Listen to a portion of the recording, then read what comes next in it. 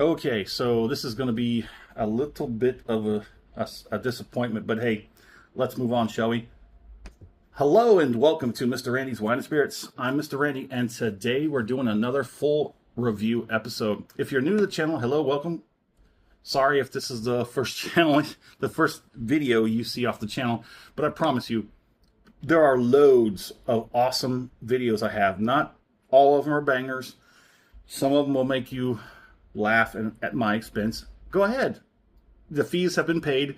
Go ahead, sit down, enjoy it. All my returning viewers, you know how we do. Fortunately, you've suffered through some of these things with me, and I appreciate it. So today's full review episode is going to be of the Islay Gold, Islay Single Malt Scotch Whiskey. This is the 10-year heavy smoke, salty oysters, and lemongrass on the nose. It is a 750 bottle. Thank you for the extra 50. And it's only 40% alcohol by volume. Well, if you look at the back, there's nothing to talk about. Nothing. Imported by Mr.Randy Imports, Stamford, Connecticut. Let's get this cork popped. Kind of on the weaker side, nondescript. Let's go ahead and let's get a pour on, shall we? Yes. So, just a second. Yeah, I can smell that peaty, salty brininess. So here's the canister. Completely unnecessary. Absolutely unnecessary. That's the best part that you're going to see about this is that the age statement.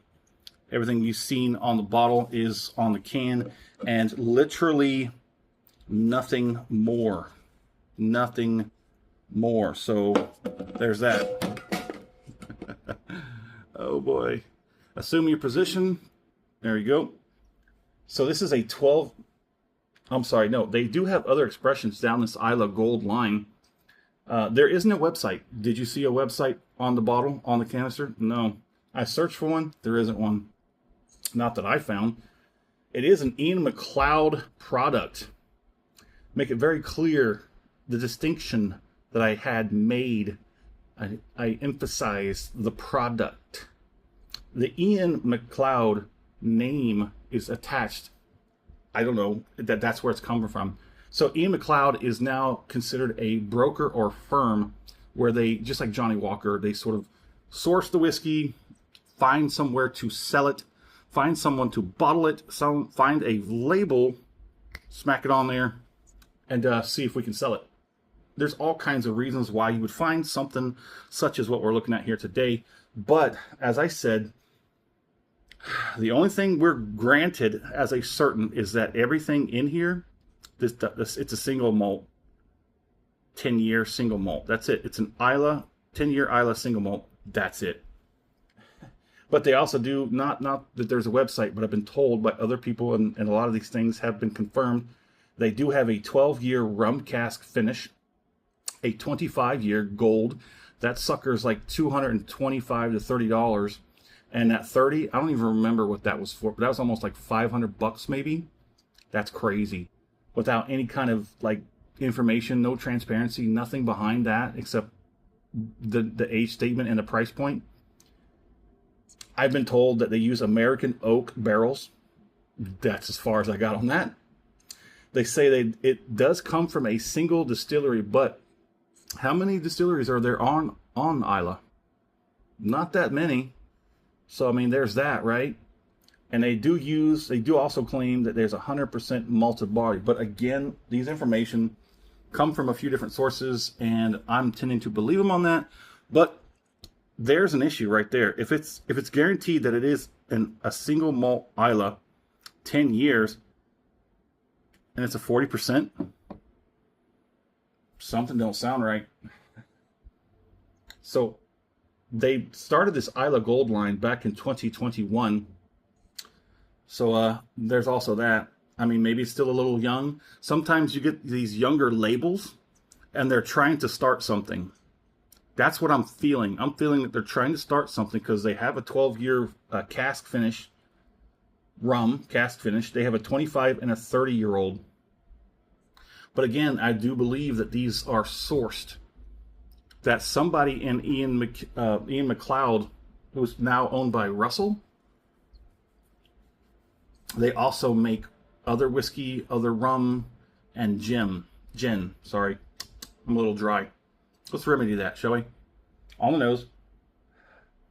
You're getting, it's like a Ardbeg light. It really truly is. But those of us Scotch connoisseurs, we can definitely tell the difference between an Ardbeg and a Laphroaig. I will choose Ardbeg because it's a little deeper, a little richer, a little heartier, a little meatier. While the Laphroaig is a little twangy, lighter, twangy, not so bad. But there's a difference.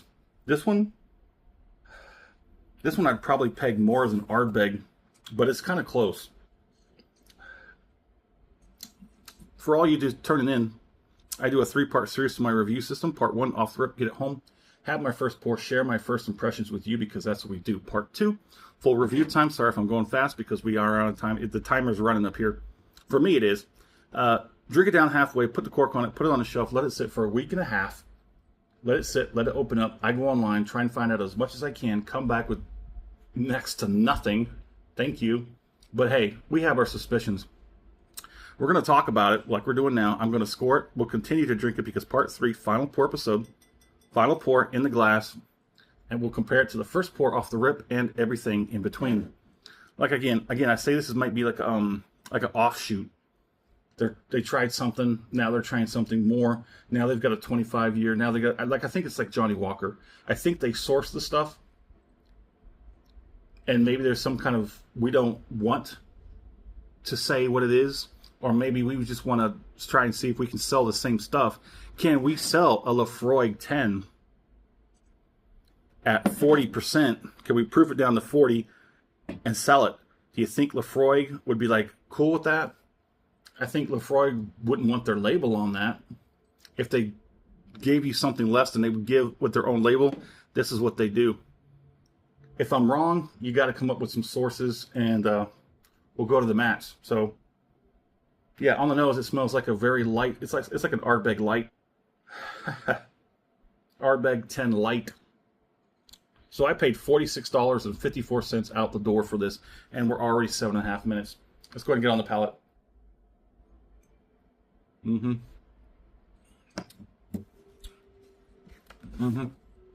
It's like a Ardbeg light. It doesn't have that intensity. It doesn't have that meatiness. But we're going to break out Mr. Randy's handy dandy whiskey color scale real quick, like, and I'm going to plug it in. I think it's more of a deep brown than it is the Palo Cortado.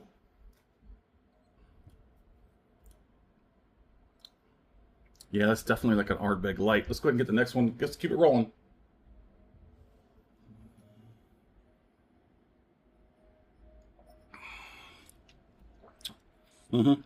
It's like an Ardbeg light. It's got some decent viscosity. I do believe I put in the off the rip episode that would definitely be a recommendation to someone who believes that the Ardbeg or the Laphroaig is a little too heavy-handed with the smoke, the peat, and the brininess. If you can't really slip into an Islay, you wish it was just a little bit lesser, here's your light. Here's your light version. Okay. I'm getting some warmth on the back end. It's exceeded a 2, but I don't think it's not pushing a 3, at least not for the moment. I'm getting a little bit on the gums, the cheeks, and the jowls. But you know, if it was a Laphroaig or an Ardbeg, you'd get some on the lips right now. You get that salty, stingy brininess. If you like the video, go ahead and hit the thumbs up button. If you haven't subscribed to the channel as of yet, go ahead and do that now while you're there. That way, all these videos will come right to you as soon as they're done.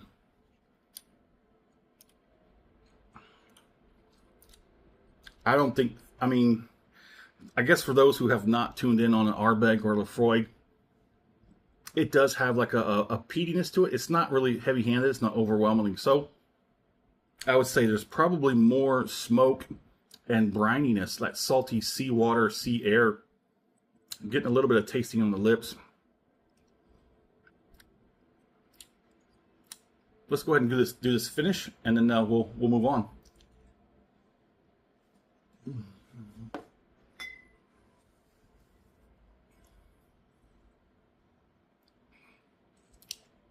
That is very easy.